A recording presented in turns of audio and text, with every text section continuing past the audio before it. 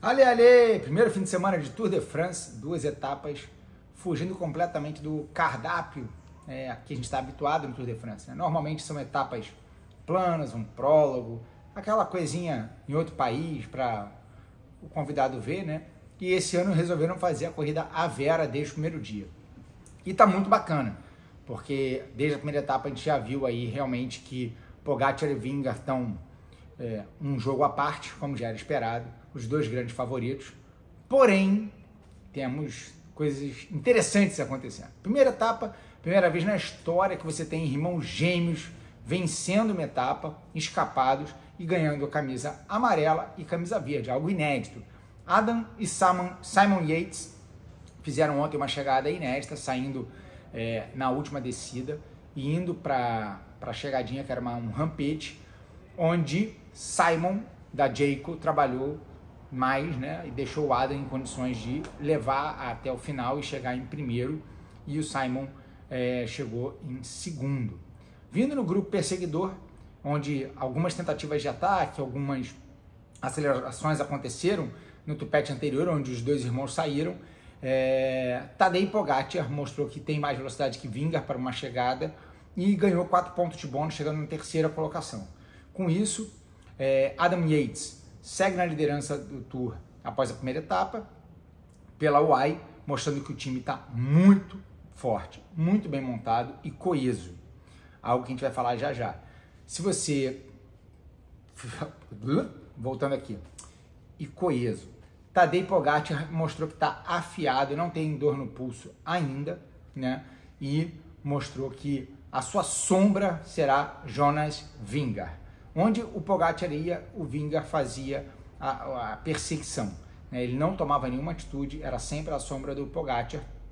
E um outro fato interessante, porém triste, foi que a 24 km da chegada, numa descida relativamente simples, uma curva aberta, caíram Enric Mas e Carapaz. Os dois abandonaram o Tour no seu primeiro dia.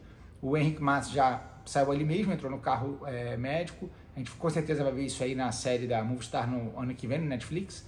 E o Carapaz ainda completou a etapa, porém foi feito exame nele, né? E ele tem uma ruptura parcial na patela, e tomou uns pontos e não largou a segunda etapa. Com isso, 2 líderes importantes fora do Tour de France.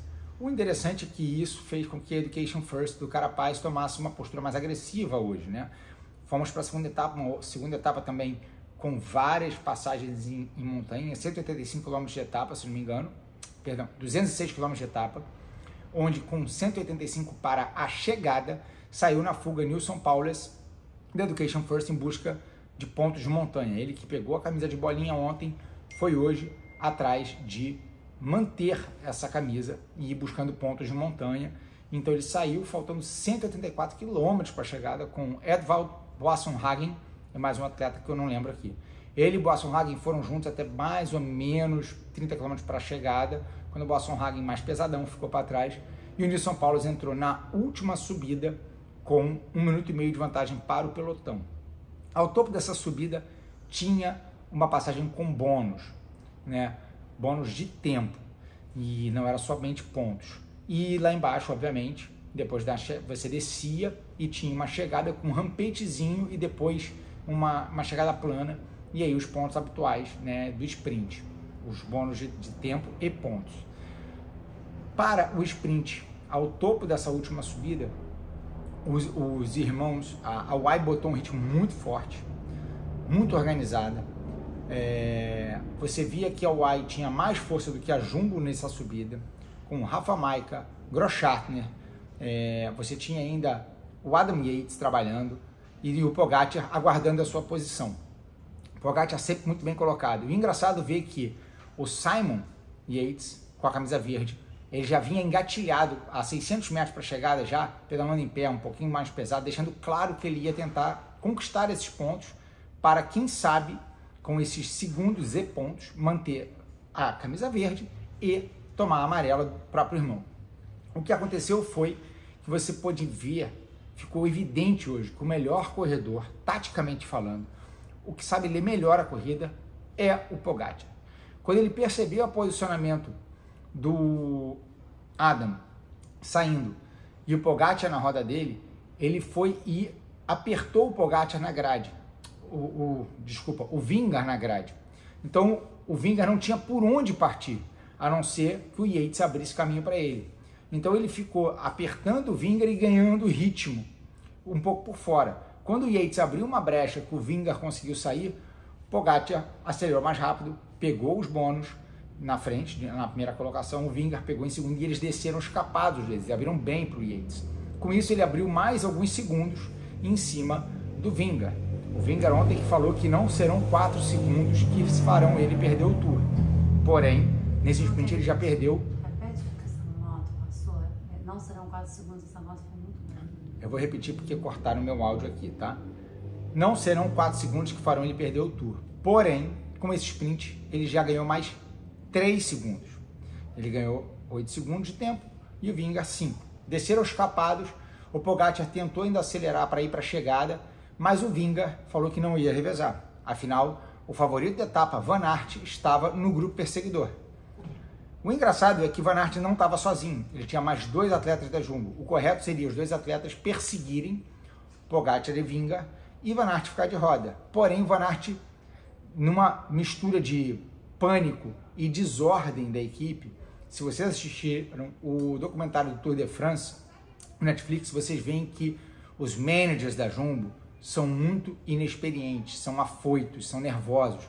Algo que não acontecia, por exemplo, com o pessoal da Ineos, que era o Cummings. A tranquilidade do Cummings em dar as ordens para o Pidcock ou o Thomas era evidente. Isso mostra uma experiência. E o próprio Unzué na Movistar, para quem vê o documentário da Movistar. Então você vê que a Jumbo mais uma vez pecou taticamente, deixou o Van Aert buscar sozinho. No momento que eles buscam na descida, o Pello Bilbao faz um ataque na descida, ele desce muito bem, e quem persegue ele novamente? Van Aert. Então quando eles entram na última subidinha com ritmo forte, tem uma aceleração do Pidcock bem forte, quem persegue? O Van Aert. Os gregários não trabalham para ele, e ele vai ficando cansado, faltando 1 quilômetro, o Vitor, vamos lá, eu tenho que ler aqui porque o nome dele não é normal, né?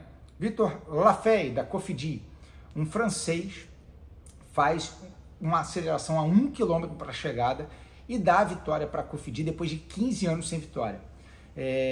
Na hora que ele sai, a visão de cima é muito latente. O gregário do Van Aert olha para o Van Aert e fica naquela, o que eu faço? Né? E ele demora a reagir.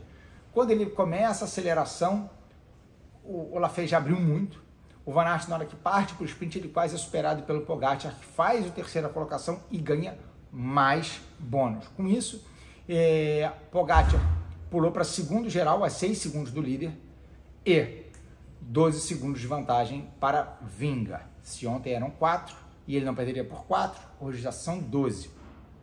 O mais interessante foi ver a qualidade do time da UAE, ver como a UAE se comportou ao longo da etapa, como ela está forte, como o Pogačar controla o time e como a Jumbo não sabe o que está fazendo. A Jumbo erra bastante e segue errando taticamente.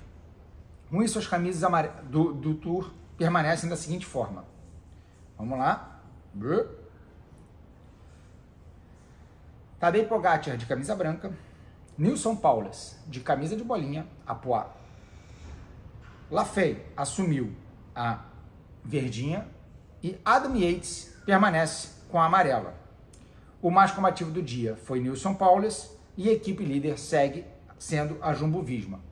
Amanhã a gente tem uma etapa plana, tranquila, onde nada deve acontecer para os main contenders, porém uma etapa para os sprinters, onde Van Aert tentará brigar com os mais pesadões que sofreram hoje. Você viu hoje Mathieu Van Der Poel se guardando, provavelmente para amanhã. Ele não tentou contestar a subida e promete amanhã colocar a Philipsen no sprint e fazer o treino de embalada perfeito. Portanto, é isso aí. 2 etapas, Pogačar mostrando que está afiado, Vingegaard mostrando que está prestando atenção em Pogačar, Jumbo fazendo as trapalhices deles. Trapalhice? Seria trapalhice? Agora eu não sei. Mas eles parecem uns trapalhões. É um troço horroroso. E a UAE mostrando que ao longo dos últimos 3 anos construiu um time ao redor de Pogačar, que ganhou títulos correndo sozinho e agora está muito bem servido. Então, vamos acompanhar amanhã. Por enquanto, nenhum caso de Covid, ninguém abandonou.